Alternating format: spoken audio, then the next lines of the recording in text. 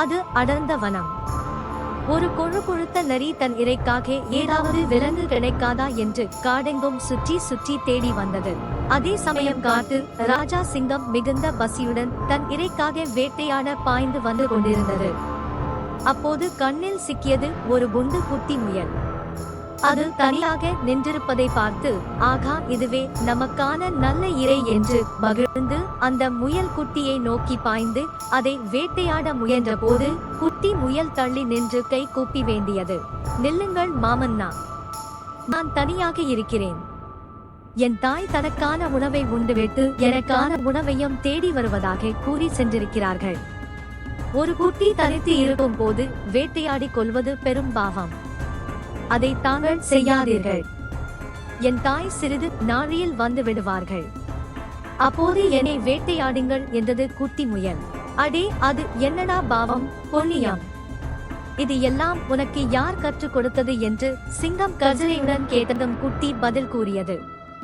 மாமன்னா, நாங்கள் வெறும் காட்டு முயல்கள் கூட்டம் அல்ல, மாறாக தவ முனிவர்கள் குருகுலத்தில் வளர்ந்த முயலின் வம்சம் நாங்கள்.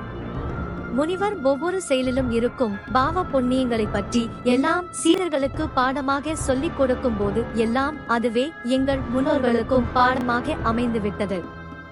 இந்த பிறவியில்தான் நாம் விலங்காக காட்டில் ஒரு குறிக்கோள் இல்லாமல் உண்பதும் உறங்குவதுமாக வாழ்வை தொலைத்துக் கொண்டிருக்கிறோம். இனி வரும் ஜென்மத்திலாவது மானிட பிறவி எடுத்து நற்கதி அடைய முயற்சிக்கலாம் அல்லவா? அதற்கு செய்ய வேண்டியது புண்ணியம். குறைந்தது பாவமாவது செய்யாமல் இருங்கள்.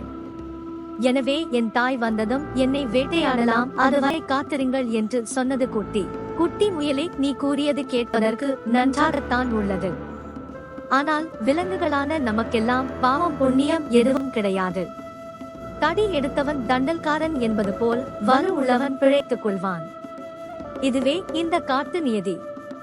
இருப்பினும் உன் பாரம்பரியம் முனிவர்கள் வளர்த்த வகையை சார்ந்ததால் நான் உன் பேச்சுக்கு மதிப்பு கொடுத்து வேறு ஏதாவது இறை சிக்குமா என்று பார்த்து ஏதும் கிடைக்காவிட்டால் இன்னும் 10 நிமிடத்தில் வந்து விடுவேன். அப்போது உன் தாய் இருந்தாலும் இல்லாவிட்டாலும் எனக்கு கவலை இல்லை. உன்னை இரையாக்கிக் கொள்வேன் என்ற சிங்கம் வேகமாக அங்கிருந்து பாய்ந்து சென்று விட்டது. அப்போது வீர நடையிட்டு வந்தார் நரியார். அடேடே தம்பி, தனியாக என்ன செய்கிறாய்? உன் தாய் மிகுந்த கவலையுடன் படுத்து இருக்கிறார். உன்னை கையுடன் அழைத்து வர சொன்னார்களே என்று தன் தந்திரத்தை கூறியது நரி. என்ன, என் தாய் அழைத்து வர சொன்னார்களா? அதுவும் உங்கள் மூலமாகவா? ஏனடா சந்தேகம்? நானும் உன் தாயும் அவ்வளவு சிநேகம். தாய் வெகு தூரம் சென்று உணவு உண்டு வந்ததால் களைப்பு மேலிட்டு அதோ அருகில் இருக்கும் ஆலமரம் அருகில் படுத்து விட்டார்கள். உடனே உன்னை அழைத்து வரச் சொல்லி தோழி என்ற முறையில் என்னை அனுப்பி வைத்தார்கள் என்றது. இப்போது குட்டி முயல் ஒரு தந்திரம் செய்தது. நாம் நிச்சயம் இந்த நரியிடம் இருந்து தப்ப முடியாது என்று தீர்மானித்தது.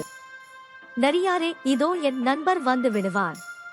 அவரிடம் கூறிவிட்டு தங்களுடன் என் தாயை பார்க்க வருகிறேன் என்றது குட்டி. அது யாருடா?